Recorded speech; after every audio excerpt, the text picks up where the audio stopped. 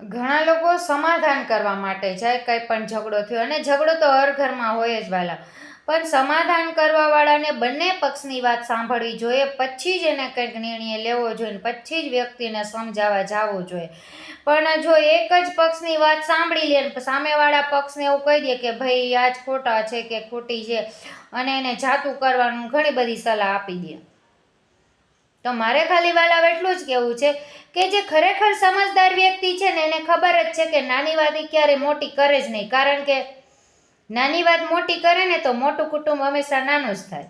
અને એટલું જ જે સમજતા હોય ને વાલા એને ક્યારે સમાધાનમાં કે સમજાવવા જવા જ ન પડે. એ વ્યક્તિ સહન કરીને થાક્યું હોય ને ત્યારે જ વ્યક્તિઓને સાવ જાતા કરી દે છે.